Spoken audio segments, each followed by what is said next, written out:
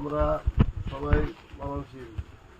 আল্লাহ রাসূল বলছেন তাদরি মাসমুকা কাদান একটু পরে তোমার কি নাম হবে তোমার জানা নাই। তুমি কি মুদ্রাদের লিস্টে থাকবে না তিনটাদের লিস্টে থাকবে জানা নাই, ঠিক আছে কিনা? আমরা এখানে যারা আছি, আমি যে বলতেছি আমি মাইনাস দিতে পারি, এখানে যারা শুনতেছি কেউ মাইনাসে দিতে পারে।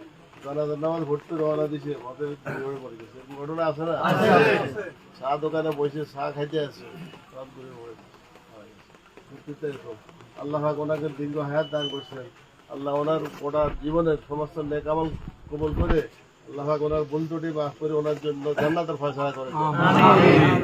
এখন যে কাজগুলো আমাদের সামনে, আমি আসার সময় আমি আলহামদুলিল্লাহ আমাদের মানে পুরা নোয়াখালী এবং লক্ষ্মীপুর জেলা, দুইটা জেলা 850 কওমি মাদ্রাসা আছে।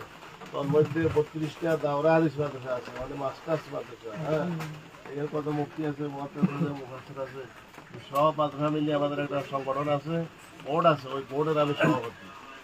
বোর্ডের আমি কি সভাপতি। আমার আব্বা আমাকে পড়ালেখা করেছে। এখন আব্বার মৃত্যুর পরে ওনার জানাজা, ওনার কাফন দাফন যাতে শরীয়ত সম্মত হয়, সুন্নত তরিকা হয়, এটা কি আপনারা সবাই চান না?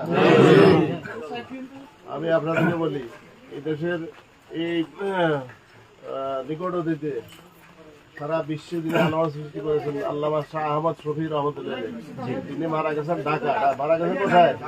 ঢাকা।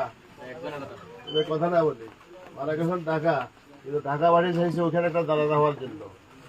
হ্যাঁ, কিন্তু জানাজা ঢাকা হয় নাই, আপনারা জানেন। তারপরে ফটো এসে লক্ষ লক্ষ মানুষ রাস্তার কোনো পাশে সারিবদ্ধ ছিল, মানুষকে দেখাইছি, কিন্তু জানাজা হয় না। জানাজা হয়েছে একটা, সেটা কোথায়? হাটাজারি। তারপরে আমাদের হাবিব জুজুর রহমতুল্লাহ, যারা বয়স্ক আছেন আপনারা জানেন, হাবিব জুজুর জানা হয়েছে কটা? শফিউল মিল্লাত মুফতি আব্দুর রহমান সাহেব রহমতুল্লাহ, ওনার জানাজা হয়েছে একটা। আর মানে দূরের দিকে আর দেখাইতেন না। আপনাদের এই যে মানে ডলি ভাড়ার কি হুজুর, বাবা হুজুর আমার বাবার ছাত্র, বাবা হুজুর আমার বাবার কি, উনি মারা গেছে কোথায়? ঢাকা। কিন্তু ওনার জানা হয়েছে কোথায়? ডলি ভাড়া হয়েছে। ডলি ভাড়া তো ওনার মানে আত্মীয় সব কিছু এখানে তো একটা জানাজা হইতে পারে। কবরের সময় এখনই বলতে শরীয়ত না মানে, তাহলে আমার শরীর মানা কোনদিন হবে? আমাদের জানাজা, আমাদের আব্বা জানার জানাজা একটাই হবে, যেখানে হয় একটাই হবে।